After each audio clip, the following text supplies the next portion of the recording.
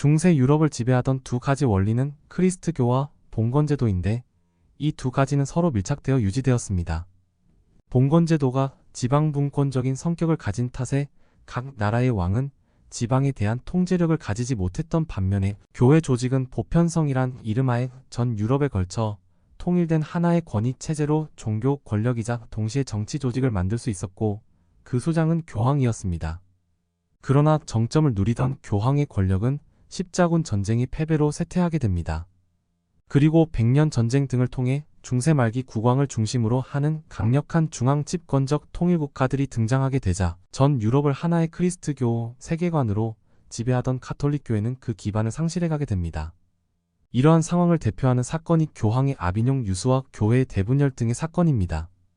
이렇게 교황권이 실추되자 각국에서는 국가가 종교를 장악하게 되고 영국이나 독일의 종교개혁은 이러한 배경 속에서 가능하였습니다. 한편 권위를 상실한 교회는 급속도로 부패의 길로 빠져들게 됩니다. 공공연한 성직 매매는 물론 교황부터 일반 성직자까지 사치와 물질적 타락에 빠지거나 결혼이 금지된 성직자가 여러 명의 첩을 두고 사는 일이 빈번하게 발생하게 됩니다. 이러한 교회의 타락상에 대해 깨어있는 사람들은 날카롭게 지적하고 비판하였습니다. 잉글랜드 옥스퍼드 대학 교수였던 존 위클리프는 영적 권력을 가졌으면서도 세속의 재산에까지 욕심을 부리는 교회의 이중성을 맹렬히 비판하였습니다. 그리고 신앙의 근거는 교회나 교황의 말이 아니라 성경이고 성경 안에 신앙의 진리가 있다고 주장하며 라틴어 외에는 다른 언어로 번역이 금지되어 있던 성경을 영어로 번역하였습니다. 교황이나 사제들도 권위적으로 군림하려는 유혹을 버리고 선한 모범을 보이는 청빈하고 겸손한 목자가 되라고 외쳤습니다. 또한 교회는 건물이나 조직이 아닌 선택받은 자들의 모임이며 만약 교황도 선택받은 자가 아니면 저 그리스도의 종의 다름 아니다 라고 주장하여 교황청을 분노하게 하였습니다. 교황청이 아비뇽과 로마로 분열된 시기였던 탓에 생전에는 징계를 받지 않았던 그는 사후에 콘스탄츠 공의회에서 이단으로 선고되어 묘가 파헤쳐지고 유해가 불태워지게 됩니다. 대륙에서 위클리프를 이어받은 비판자가 나타나게 되는데 오늘날 체코 지역인 보헤미아의 프라하 카를 대학의 교수와 수석 사제를 지낸 얀 후스는 위클리프의 사상을 교회의 가르침보다 더 우위에 두었습니다. 1412년 교황인 나폴리 토벌 기금을 마련하기 위해 면벌부를 판려하자 후스는 격렬히 반대하기 시작합니다. 또한 무력을 사용하는 십자군 원정도 거부하며 칼과 힘이 아닌 사랑과 용서를 가르치라고 외칩니다.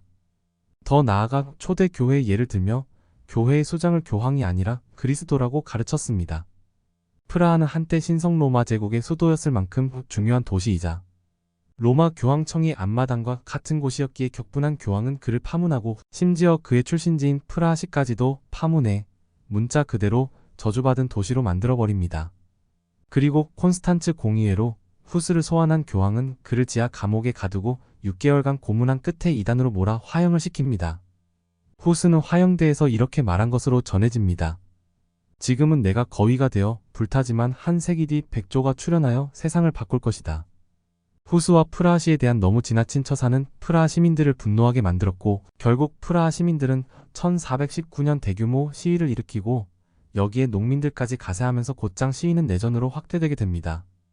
이를 후스 전쟁이라고 합니다. 이를 진압하기 위해 교황과 황제는 여러 차례 이단을 잡는 십자군이란 이름의 기사단을 파견하게 됩니다.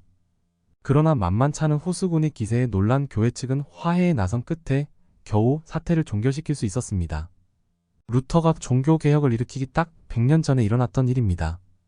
그 후 100년간의 긴 시간 동안 교회는 충분히 개혁할 시간이 있었습니다. 그러나 교회는 개혁이나 쇄신은커녕 더욱 더 깊은 수렁과 타락 속으로 빠져들게 됩니다. 15세기 후반에는 알렉산데르 6세 같은 형편없는 품성과 신앙적 교양을 지닌 나쁜 교황들의 시대가 오고 결국 16세기 종교개혁과 종교전쟁이라는 분열과 살육의 시대를 맞이하기에 이릅니다.